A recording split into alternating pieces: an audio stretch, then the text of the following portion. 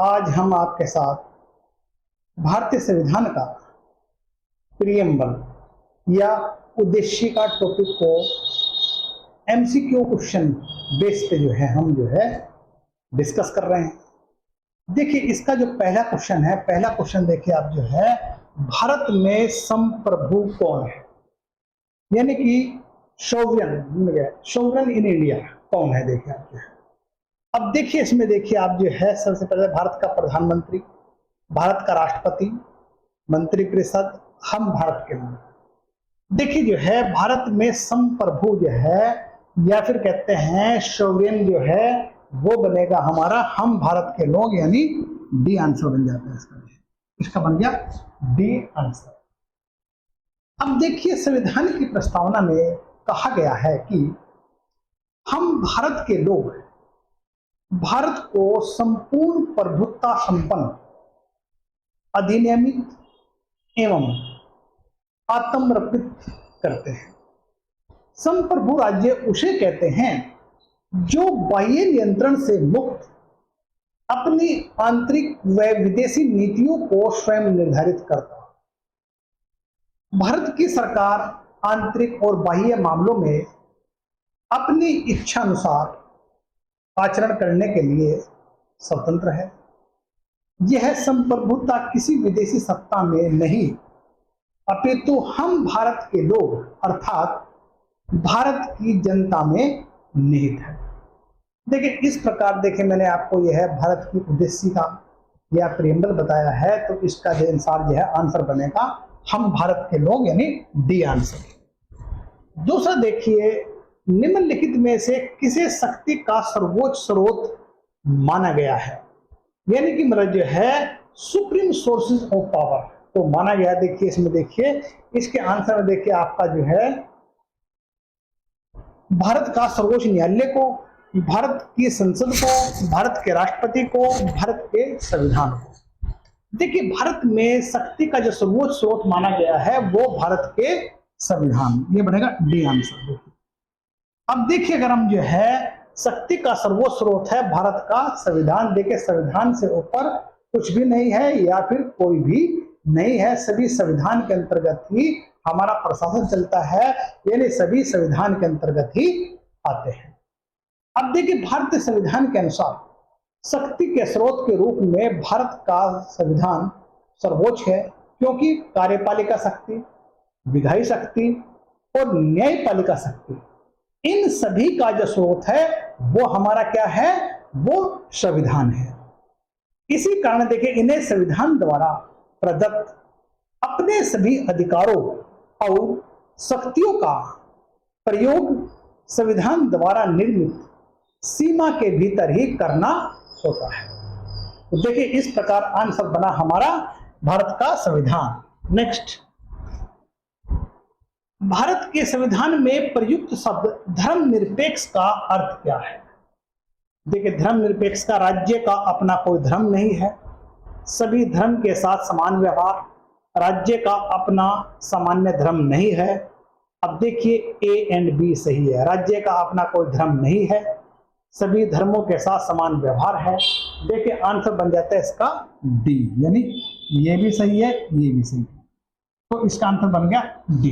देखिए अब देखिए भारतीय संविधान की प्रस्तावना में 42वें संविधान संशोधन द्वारा जो 1976 में किया गया था, इस संशोधन के द्वारा धर्मनिरपेक्ष शब्द जोड़ा गया है, यानी जिसके अर्थ राज्य का अपना कोई धर्म नहीं होगा और वह सभी धर्मों के साथ समान व्यवहार करेगा। अब देखिए इसमें हमारा सेक्युलर की बात करें, धर्मनिरपेक्ष बात है, इसका आंसर बन गया हमारा डी। नेक्स्ट देखिए आप भारत के संविधान में धर्मनिरपेक्ष शब्द का अर्थ है। देखिए धर्मनिरपेक्ष शब्द का जो अर्थ है वो देखिए आपका सभी को उपासना करने की स्वतंत्रता, धर्म का राज्य से पृथकीकरण, यानी देखिए इसमें आंसर जो बन जाता है हमारा वो बन जाता है हमारा बी आंसर, धर्म का राज्य से पृथकीकरण, यानी मतलब धर्मनिरपेक्ष का मतलब है धर्म का राज्य से अलगाव या अलग करना होता है। देखिए अगर हम बात करते हैं भारतीय संविधान की प्रस्तावना में धर्मनिरपेक्ष, पंथ निरपेक्ष शब्द जो है 42वें संविधान संशोधन अधिनियम द्वारा जोड़ा गया था तथा धर्म की स्वतंत्रता से संबंधित उपबंध अनुच्छेद 25 से 28 में प्रावधानित है। धर्मनिरपेक्षता से जो तात्पर्य है वह है राज्य का कोई धर्म नहीं होगा, अर्थात राज्य का धर्म का राज्य से पृथककरण या अलगीकरण या विलगाव होगा। इससे संबंधित देखिए बात जो था हमारा वो SR बोम्मई बनाम भारत संघ 1992 में जो है उच्चतम न्यायालय ने कहा था पंथ निरपेक्षता संविधान का आधारभूत ढांचा है। मतलब जो है पंथ निरपेक्षता जो है संविधान का आधारभूत ढांचा है। देखिए इस प्रकार देखिए हमारा जो है धर्मनिरपेक्ष शब्द का जो अर्थ हो गया धर्म का राज्य से पृथकीकरण या अलगाव की बात करें। नेक्स्ट क्वेश्चन देखिए आपका, इसका बना हमारा आंसर बी आंसर। नेक्स्ट, भारतीय संविधान की प्रस्तावना में न्याय की अवधारणा को सही संयोजन है। यानी कि भारतीय संविधान की प्रस्तावना में न्याय की अवधारणा यानी समझिए आप जो है concept of justice under preamble यानी कि जस्टिस अंडर प्रीएम्बल का क्या अर्थ है देखिए आप जो है यानी संयोजन है। देखिए आपका देखिए इसमें देखिए सामाजिक शैक्षिक आर्थिक सामाजिक अधार्मिक राजनीतिक सामाजिक आर्थिक राजनीतिक ये बनेगा हमारा सी आंसर यानी कि सी। अब देखिए भारतीय संविधान की प्रस्तावना में भारत के समस्त नागरिकों को सामाजिक आर्थिक और राजनीतिक न्याय का उपबंध किया गया है। कौन कौन से? सामाजिक आर्थिक और राजनीतिक न्याय का उपबंध किया गया है।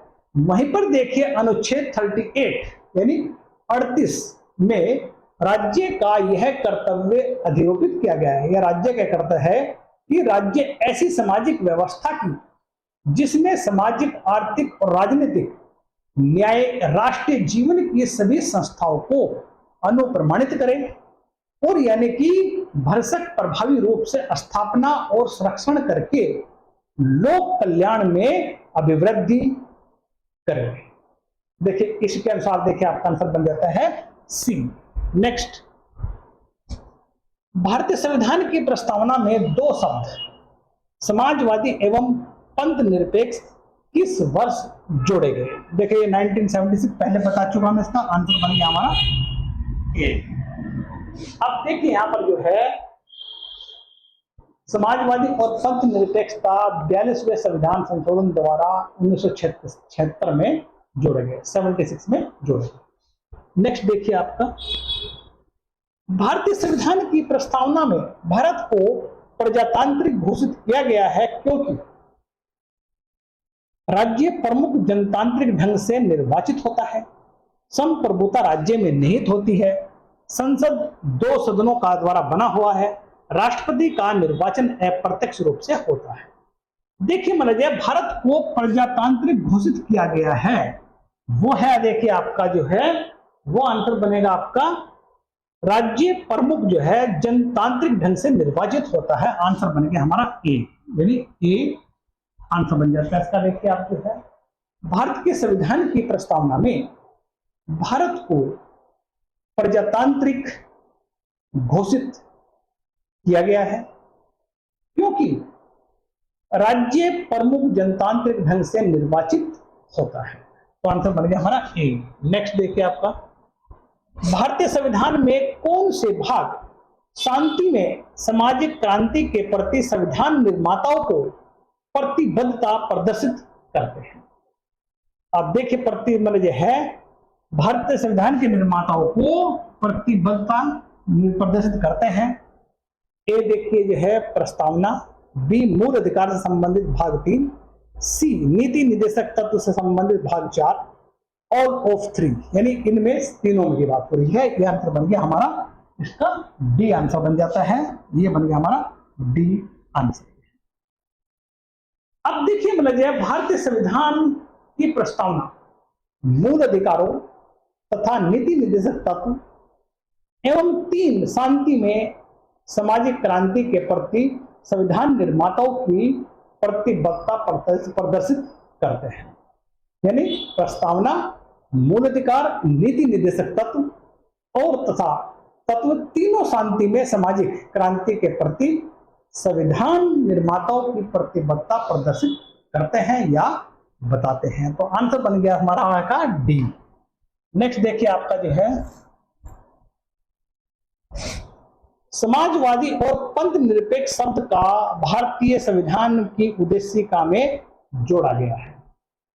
देखिए यह है हमारा अमेंडमेंट 42, ये बी आंसर पहले भी डिस्कस कर चुका है, आंसर बी हो गया है। नेक्स्ट, किस संविधान संशोधन अधिनियम द्वारा इस संविधान की प्रस्तावना में पंथ निरपेक्ष और सामाजिकवाद शब्द जोड़े गए हैं? देखिए आप देखिए इसमें देखिए ये है हमारा 42वें संविधान संशोधन अमेंडमेंट है, यानी कि 42 कॉन्स्टिट्यूशनल अमेंडमेंट एक्ट, यानी कि सी आंसर बनेगा इसका बन जाता है हमारा सी।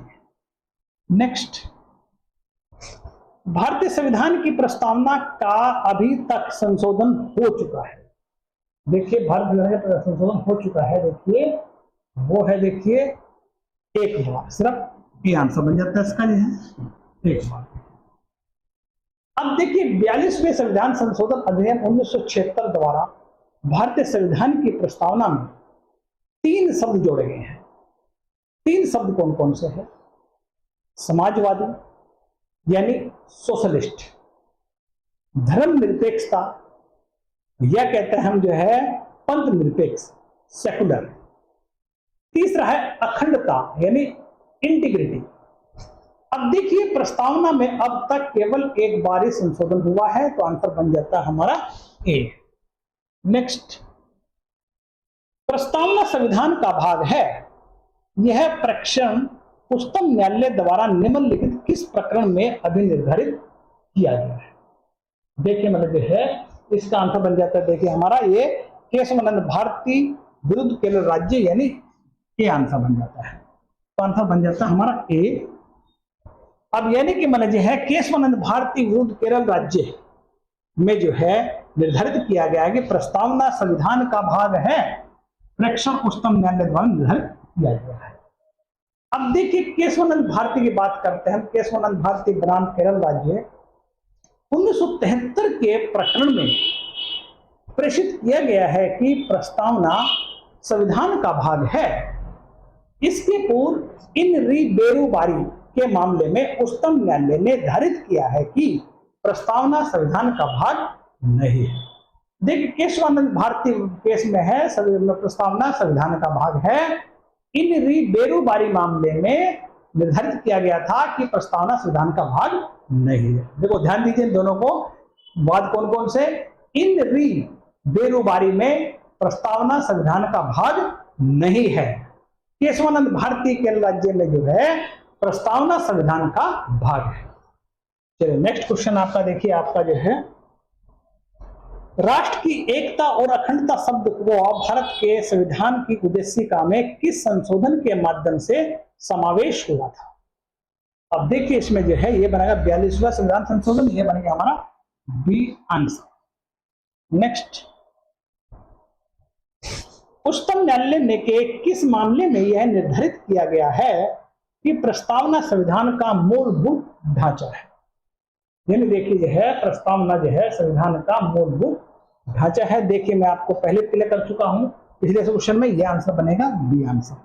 इसका बी आंसर बन जाता है केशवानंद भारती बनाम केरल राज्य। नेक्स्ट, भारतीय संविधान की प्रस्तावना में राज्यों का संघ शब्द किस देश के संविधान से लिया गया है? देखिए ये बनेगा हमारा कनाडा, यानी कनाडा से हमारा लिया गया, आंसर बन जाता है बी। अब देखिए भारतीय संविधान की प्रस्तावना में राज्यों का संघ शब्द जो है कनाडा के संविधान से लिया गया है। नेक्स्ट बन गया, आंसर बन गया बी।